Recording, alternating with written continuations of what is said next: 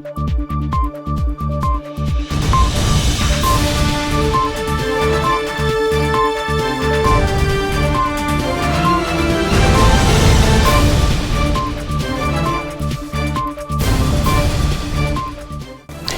pleasant evening to you, and thanks for making a date with us on the Tuesday edition of Primetime News. I'm Michael Matimba.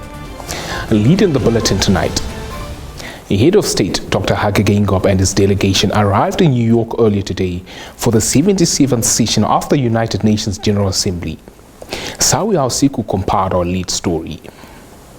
High-level debates commenced today under the theme A Watershed Moment, Transformative Solutions to Interlocking Challenges. The presidency in a media statement today said Geingob, before arriving in New York, attended the investiture ceremony of Angolan President João Lourenço, as well as the state funeral of Queen Elizabeth II in London. The presidency further noted that on the margins of the funeral of Queen Elizabeth, Geingob met a team of ADAM global representatives. The meeting was a follow-up to a dinner hosted last year in London in Geingob's honor. The presidency said ADAM Global is initiating a program of training for medical doctors in Namibia. In January 2023, a team of doctors in orthopedics, maternity health, accident safety health, and eye health will visit Namibia to kickstart the program. ADAM Global pledges to offer 10 scholarships to Namibian students to study medicine in Georgia, USA. Meanwhile, while in New York,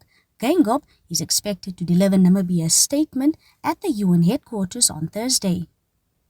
This year's UNGA is further expected to take into consideration debates around the current geopolitical conflicts, the transition to clean energy, and the transformation of education and healthcare systems for lasting solutions to common issues facing the world.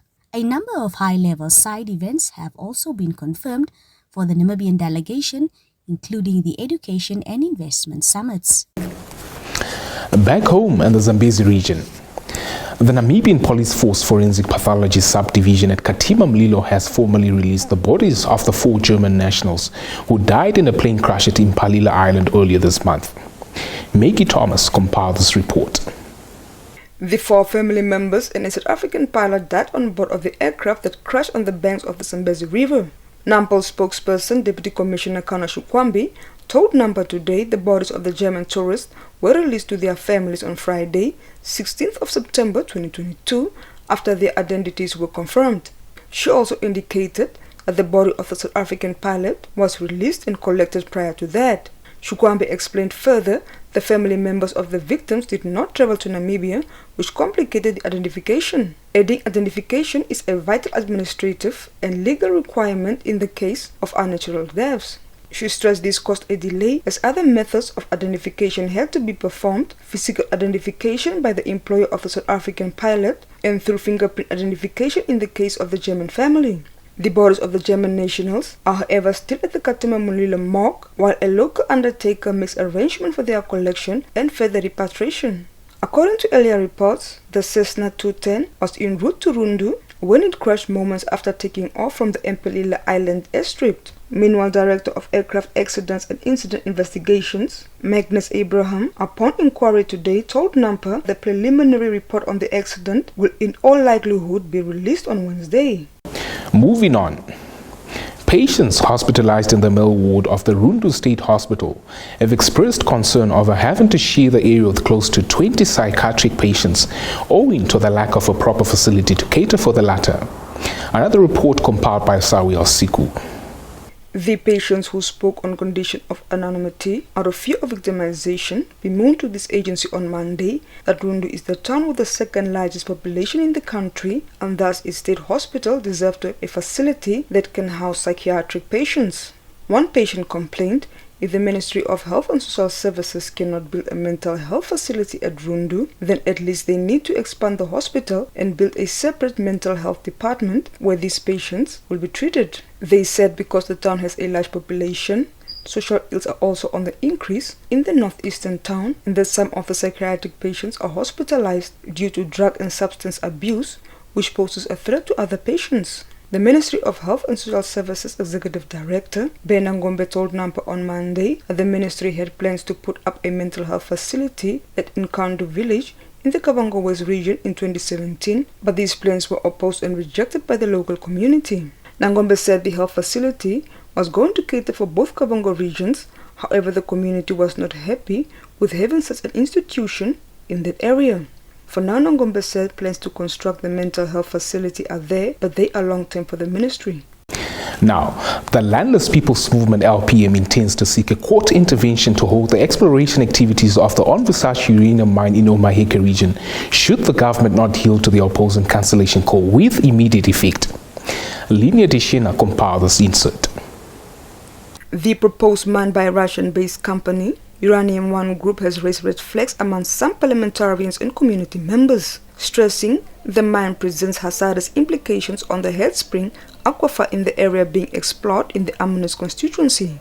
Speaking at a media conference here on Monday, LPM Human Rights Desk Joyce Mudengwa said after consultations with communities inhabiting the land, the party has resolved to take the issue to court should the revocation of the environmental protection license not take place. Mudengwa stressed that LPM has written to the government through the Custodian Ministry of Mines and Energy to seek the cancellation of the exploration and prospect clearance certificate, however proved futile. She noted that a South African-based company that conducted the environmental risk assessment study indicated that the uranium mine envisaged is right on top of the aquifer, has long-term side effects on the underground, in which inhabitants of the region depend on for their livelihoods. Responding to questions pertaining to the issue last week in the National Assembly, Line Minister Tom Alwenda said currently the drilling of boreholes is at halt as the company is awaiting new permits, adding that the company received the needed permits from the government on whatever they performed on the site. Alwenda indicated the ministry is going to continue monitoring to make sure the company does what is expected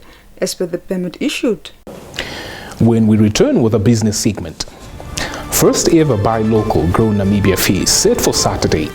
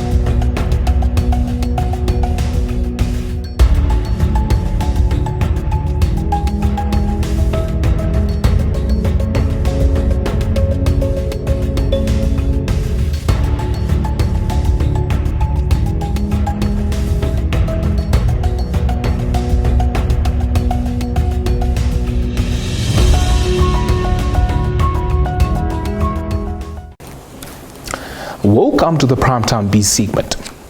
The Buy Local Grow Namibia campaign, in collaboration with the Franco-Namibian Cultural Center and the local merchant market, will host the first ever Shop Local Grow Namibia fair on Saturday. Shelva Wills filed the story.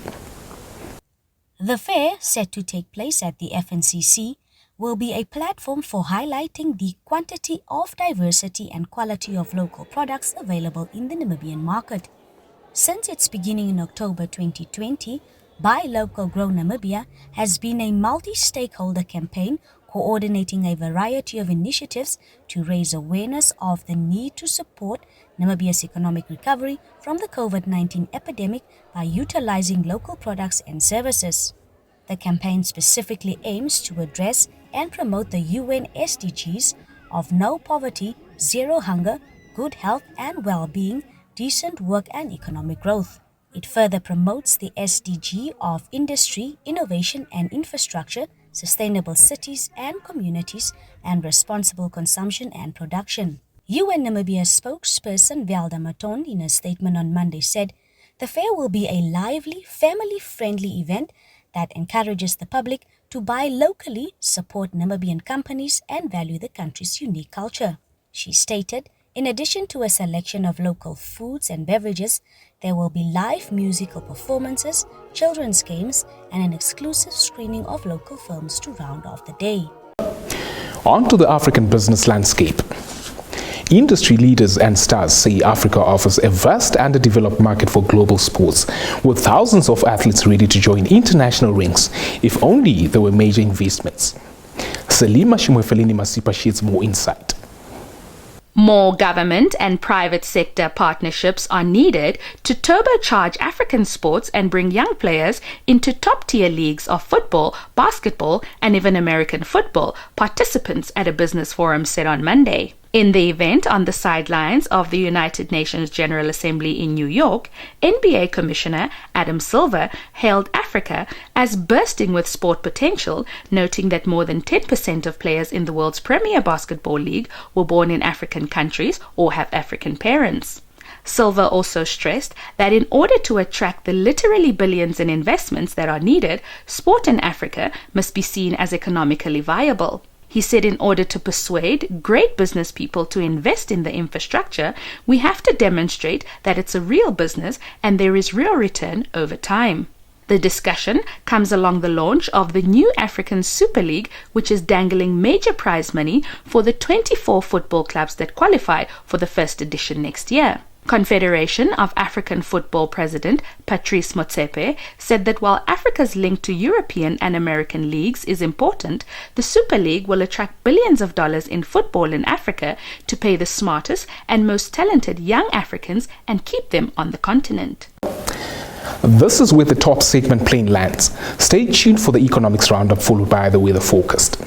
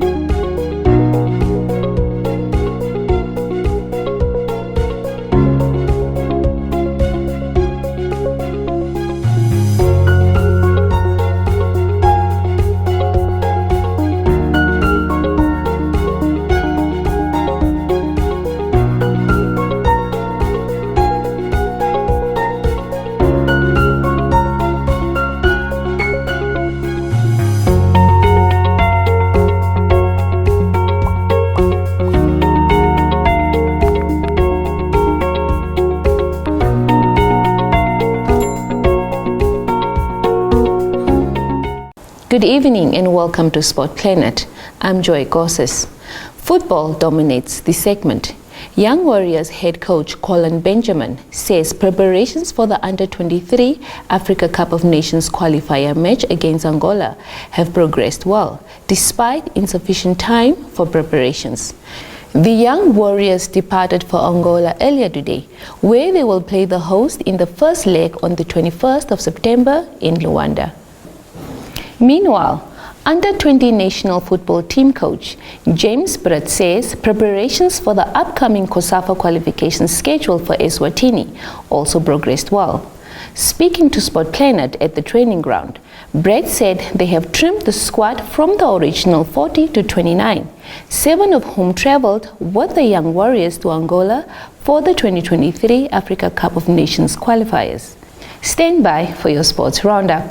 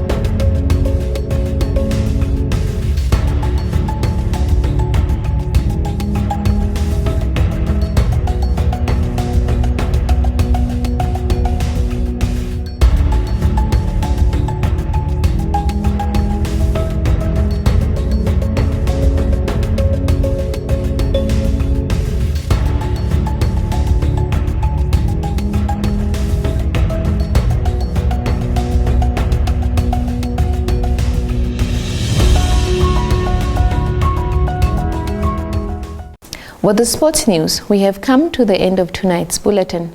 Thank you for tuning in. If you haven't yet subscribed to this channel, please do.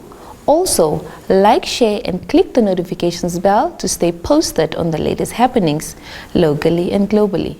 Catch us again tomorrow for another edition of Primetime News. From myself, Joy Gosses, and the entire production crew, it's good night.